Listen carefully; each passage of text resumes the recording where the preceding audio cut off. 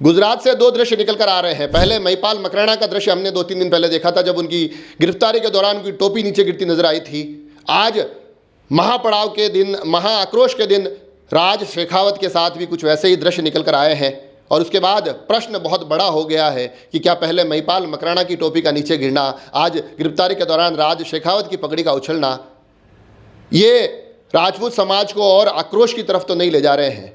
कहीं उनकी नाराजगी इन घटनाक्रम से और बढ़ तो न जाएगी? क्योंकि जिस एक पूरे के पूरे प्रकरण में पुरुषोत्तम रूपाला का एक अमर्यादित टिप्पणी आती है, उनका अमर्यादित बयान आता है, उसके बाद उम्मीद ये की जा रही थी वो माफ़ी मांगेंगे, उम्मीद ये की जा रही थी उनके खिलाफ कोई कार्रवाई होगी, मगर उनके खिलाफ कार्रवाई होने की बजाय राजपूत संगठन के तमाम उच्च पदाधिकारियों के साथ इस प्रकार के घटनाक्रम होना, जिसमें उनकी टोपी पगड़ी उछलती हुई दिखाई देना, ये आक्रोश का एक नया कारण बन रहा है।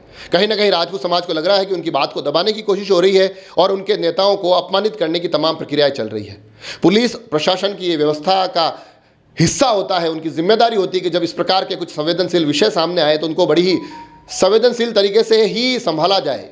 मगर गिरफ्तारियों के जो पैटर्न हो रहे हैं, जिस प्रकार की स्थितियां परिस्थितियां बनती दिखाई दे रही है, उससे प्रश्न कुछ और गंभीर, कुछ और बड़े बन रहे हैं। नाराजगियों के दौर कुछ ज़्यादा बन रहे हैं। और जैसा कि मैंने एक वीडियो में बताया भी था कि अब नाराजगियाँ सिर्फ गुजरात तक सीमित नहीं रही है, नाराजगियों के दौर गुजरात के दायरों से अन्य प्रदेशों में जा रहे हैं। इस प्रकार के दृश्यों का आना हो सकता है लोकसभा में एक अलग भूमिका निभाए, लोकसभा के चुनाव में एक अलग परिदृश्य पैदा करें।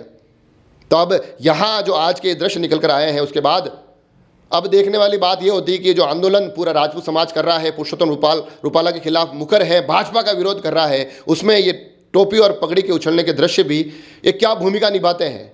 या इस पर कोई माफ़ी मांगी जाती है? एक बड़े समाज को लेकर एक कोई संवेदनशील स्थिति बनती है? ये तमाम चीज़ें इस परिदृश्य में चल रही है। हमारी भी नज़र बनी हुई है इस पूरे आंदोलन पर। देखने वाली बात यह होगी कि अब आगे इस पूरे के पूरे आंदोलन को किस प्रकार से संभाला जाता है। क्या इसमें किसी प्रकार की माफ़ी का कोई वीडियो वायरल होता है, या फिर किसी प्रकार की प्रशासन खेद जताता है, या फिर स्थितियों को इसी तरह से अनदेखी का शिकार होता रहना पड़ेगा? आप सभी लोग जुड़े रहे राजसमंद एक्सप्रेस से। धन्यवाद।